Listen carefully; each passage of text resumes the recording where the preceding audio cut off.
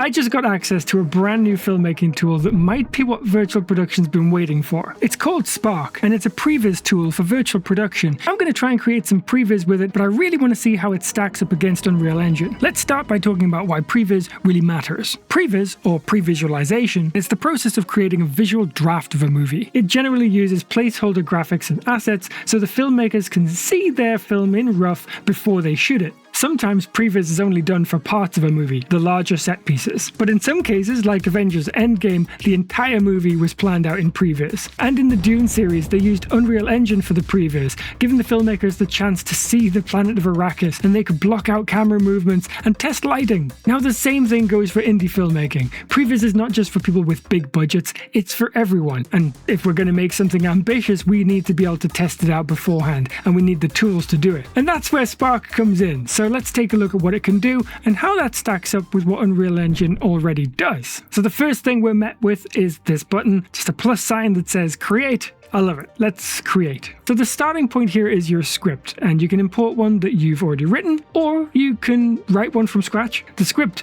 is really the backbone of this whole software, because from here you can select a scene and then start building it in 3D. So I'm going to add some splats that I generated in Marble, which is a pretty useful tool for Previz because it makes your environments quickly and you can try things out. These splats from Marble are actually pretty lightweight, so they run really well in the browser, and they'll also run really well in the phone when you're shooting with Jet Set.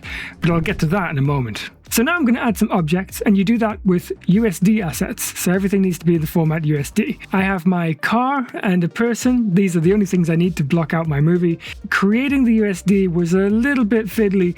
I had to use Blender to do that. What I'd like to see from this, and I'm pretty certain this will be coming in the future because we're very much in an alpha state here, is the ability to add library assets to quickly block things out, because there's no need to be using exactly the assets you're going to use in your final movie. These could be swapped out for anything else down the line. So with my car selected, I can just add it to the scene, and now I can click into the environment and add my car. And there it is. And my character inside. So now we've got a location and we've got objects. So now we're going to start adding cameras. And this is where I think Spark really differentiates itself from everything else, because we have our script and it's up there on the right hand side. So now I can just select a passage from that script and assign a camera to it and create shots for that part of the script. So I can click into my world and the camera gets added. You can see here I've set a keyframe at the beginning of my timeline and one at the end to create this crane down movement as the car pulls up. And if you've got more than one shot for a particular section, you can just hover over the sidebar to see all of your different shots. It's actually made this really organized. And once you've created and animated your shots, you can then assign them to a shot list, which is going to be great to take to set. And as a cherry on top, it's actually multi-user. So this is actually built out for teams, for many people to work on at once. So you can have DOP, VFX, supervisor, script writer, and director all working in this tool at once, which is really nice. The script writer making tweaks to the script while the director figures out what he wants the blocking to be, and the DOP finding his camera angles. That acceleration could be pretty significant, I think. Okay, enough nice things. Unreal Engine exists, number one, and it does Previz pretty well. So let's talk a little bit about how the two compare. Right off the bat, Unreal Engine's visual quality is very high for real-time work. You can block out your scenes in much closer to final quality than you can with Spark. Plus, the fab asset marketplace is vast. There is 0% chance you'll find nothing you want. But if you spend any real meaningful time doing Previz in Unreal, you'll know that it gets messy really quickly. I did this on our last short film, Treasure of the Mummy. My outliner and my scene was just cluttered with cinema cameras and level sequences. And this was only going to get worse once we got into production and added all of the tracked cameras into the Unreal project as well. I ended up having to scrap it all and just use one camera and one level sequence and keyframe its position for every shot of the movie. And if you think that I'm overstating this, just take a look at the BTS from Dune.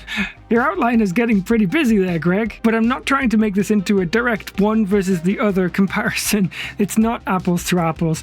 Unreal is a vast, unmatched, dense piece of software used for so many things, from filmmaking, visual effects, gaming. It's huge, so it wouldn't be fair to compare them directly. Spark's not even out yet, but I have a suspicion it's going to earn its place as a Previz tool because of how organized it is, and we don't have to worry too too much about visual fidelity, you just focus on your shots. But let's say you've built a scene like this in Spark, what do you do next? How do you then take that forward into production? Currently you can export to USDZ from the app. It'll show you a QR code, you scan it with the phone, and you can start shooting with Jet Set.